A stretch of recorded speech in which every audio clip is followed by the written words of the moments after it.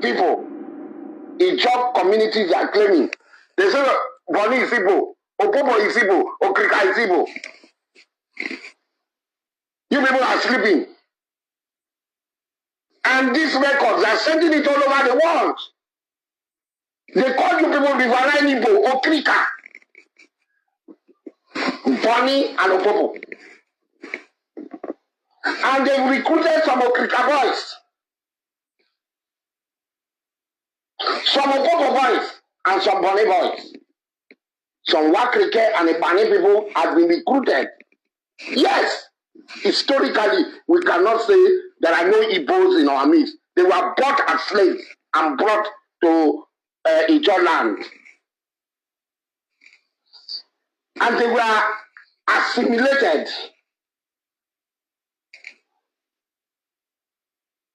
They were assimilated into Ijo society. It's true. But the original inhabitants of this place were Ijo people. Because slaves were taken to United Kingdom does not mean that United Kingdom is not owned by people. Because slaves are taken to Rome does not mean that Italy is not owned by people, by the Italians. Igbos were brought as slaves. They sold their brothers to us. Some of us have this blood of the people they wickedly sold to our fathers. It's well known. They Igbos are intelligent. Intelligent where? Anything about money, that's where they go to. This clown who is calling himself Ezo Buruburu, Imperial Majesty. You don't know what so Okrika people don't know what Imperial means. Boni people don't know what Imperial means. Obo people don't know what Imperial means. At least he did not claim Calabar. Assari. Amata Bokobin Samata, you're already peeing on your trouser, you're already shitting on your pants. Amata Bobin Samata. Eh? Can you imagine? Every day somebody will put camera before his face and start biting everything around him. Now, let's use one of your claims against you. Let's use one of your claims against you. Assari, you remember you said you are Igbo from, is it Uzuakoli, whatsoever? Maybe Abia State also. You are Igbo, but in the midst of a job. Are you part of the slaves that were bought? Tell us, please, are you part of the slaves? Now, you claim you are Igbo by blood. And some other people are claiming they are Igbos by blood. And you are still telling them they are slaves. Okay, according to in this video you just did now, you said slaves were bought, that Igbos sold their slaves to a job people. And that there are Igbos. Maybe people like you. And somehow, the slaves took over, they shared their language with you and their language took over yours. Eh? Assari, the Okrika people, you said they are slaves, including you. Remember your history. You said you are Igbo, even though I hardly accept that you are Igbo. Now, you are part of the, in charge of one of the canoe houses or war canoe houses, whatever you call it. And you are part of the slaves. And you claim Igbo, and some other people are also claiming they are Igbos, and you are against them. You said they were paid. What you are seeing is just the beginning. You never see anything. You will be countering yourself always. You'll be doing video. Remember, your old videos will speak against you, just like the ones that are countering what you are saying now. How did you get there? Is it by slavery? Were your parents slaves? And you made an illustration with slaves that are taken to UK. Did their language took over English language or where they were taking slaves? Try and always get sense. Try and always get sense. Meanwhile, my people, before you watch the video I'm about to show you again, I need you to listen carefully. What you're about to see is not just another social media rant. It is not noise. It is not cloud chasing. It is something deeper. An Okrika young man has come out boldly to respond to Asari Dokubo over statements concerning the Igbo people and their alleged link to Indigenous People of Biafra. Now, understand this. In Niger Delta politics, it is not common for young men to openly challenge figures like Assari. But things are happening nowadays. Things are changing because a lot of these so-called leaders are abusing things. Normally, people usually whisper They complain in private. They stay silent. But this one did not stay silent. He spoke about identity. He spoke about shared blood within the Igbo. He spoke about dignity. He spoke about not being dragged into narratives that could put his community at risk, which seems to be what Assari is trying to do. This is about reputation, about history, about ancestry, and the dangerous power of words. Now, because when leaders speak carelessly, community can burn. People like Assari does whatever they like. And when youth respond emotionally, tension can rise. So, as you watch this video, do not listen with anger. Listen with understanding. Listen for what is being defended. Listen for what is being rejected. Listen for the deeper message beneath the emotion. This is not about division. This is about a generation saying, do not speak for us wrongly. Watch carefully. After this, we'll round up. Yes, His Royal Majesty, King Asari Dokubo. We respect you fully, especially the Okrikas respect you as a king.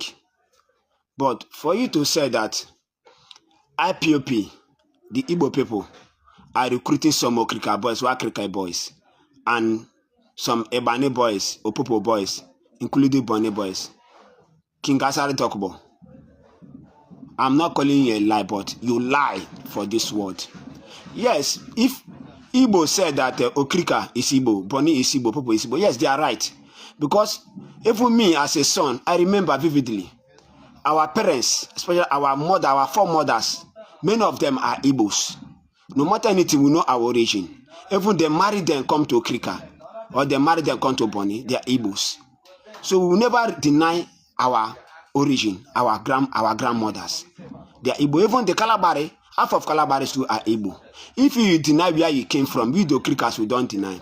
But for you to open your mouth and say that they are recruiting some Okrika boys, as what? Okrika boys, the Okrikans and the Opopo and Igbo, Boni, they respected themselves, their youth.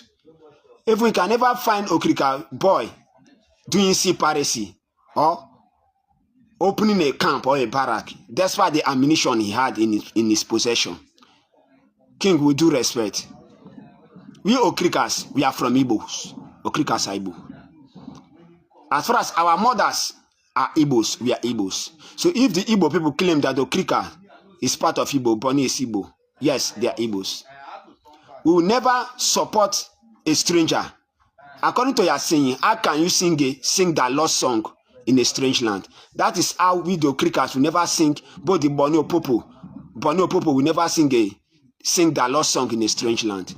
The Igbos are our brothers. Till today, if you look, the only people that will intermarry with us are Igbos. Hausa can never intermarry with us, and Hausa, they are not productive. Till now, Hausa can never buy a land in your community or anywhere I find they say is doing business to build their house or marry your daughter. But Igbo man came to your community. You will see that he will marry from your family, do something, build the house, do everything, make that place look nice. Today, after the British, the people that made Nigeria to be great like this are Igbos. Even in the northern states, the Igbos are the people that developing those states. Even River State, many houses belongs to Igbos. One Hausa man can, rather, Hausa man will make money in your state and go back to his state, buy a house, marry his daughter. Hausa don't marry us, marry from River State anywhere. But we intermarry. The only people that tried that thing with us is Yorubas. So, sir, we do respect King. If today Okrikans want to support anybody, we will support the Igbos, not the Hausas. Okrikans are Igbos. Opopo are Igbos. Boni are Igbos. But they have never recruited anybody. So Okrika youth never involved themselves in those things. Okrika youth will stand when it is time you want to oppress us or you bring problem. We stand. We know we are one man, we are one Lord. But we are not so cheap that we go and recruited by other people to go and fight with them. The fight hasn't gone to that. But if the fight has gone to that stage, the people will stand with our Igbos. Today, look at our oil. All the oil well are possessed by the Hausas. None of our king, even you as a king, you don't have an oil block. I don't know whether you don't have. Then what are we saying? Today, there are people that are mining their golds. None of them have betrayed or said that they want to secure their goods so that the federal government will come and take them. But look at you people. You people try to that is protect our property for strangers to come. He said that Tantita and all the rest. You are saying, mama, Oga, do your business. Your royal waiting company where you get, the gun company where they carry, they go key boys, continue about. No talk across, say, they are recruiting Okrika boys or Pupo boys. Yes, if the Igbo kill him, Okrika and Yoba. Yes, half of Okrika are Igbos. They are our brothers. We can never kill our brothers to strangers. Thank you, sir. With due respect, this is an advice to you as a king.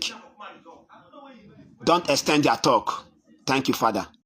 Now, the first thing you notice is that that young man is emotional, but he is controlled. That young man is angry, but he still says, we respect you as king. New king made by Fubara. Assari was made king recently by Fubara. And since that time, nobody go here. So the guy said, we'll respect you as king. And that tells you something. He's not attacking blindly. He's trying to correct, not to insult. I like that guy's comportment. But he also says, I'm not calling you a liar, but you lie for this word. That is bold. And if you check it out, in Niger Delta, openly correcting someone like Asari Dokubo, it's not a small thing. So this is courage mixed with frustration. These guys have used them so much that... Now, what really triggered this guy? The core trigger is, it appears to be, there's an allegation that the indigenous people of Biafra are recruiting Okrika riverine boys. That accusation carries weight. And let me tell you why. Because once a community is labeled as being recruited into separatist group, note, security agencies may target them for their choice, for choosing to be who they are, talking about their ancestry. Assari may be trying to rope them or put them in trouble, trying to bring or put the attention of armed forces of the country against these people. You know that?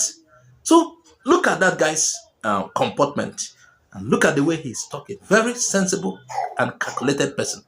Now, for those who choose to be IPOB, well, but until they are part of a particular thing, don't label them. Because security agencies may target them, and who knows Assari's intention. And they could have problem with other ethnicity. And this cause can also increase political tension. So, from that guy's perspective, he is defending his people's name. It's about their reputation. It's about their protection. Now, let's go to where it gets deep. He says, many of their mothers are Igbo. They know their origin. They do not deny Igbo roots. He said, even Kalabari people have Igbo blood. What is he doing here? He's reframing identity. Instead of saying we are different, he's saying we are connected by blood to Igbo. And that is very powerful because instead of accepting ethnic separation, he is emphasizing shared ancestry. But note, here is the most important thing. He bases identity on maternal lineage, which for me, I think is beyond that. In many Nigerian cultures, identity traditionally follows the father's side, but he's tying it to the maternal. But that is a discussion for later time. So this is a modern emotional identity argument, not a strict traditional one. We cannot fight people we are connected to. You heard him say that clearly. That is unity language. And that is to tell Assari, you cannot use us. And this is the same guy that told Assari the other time, you are taking us to go and die in Igbo and Hausa land.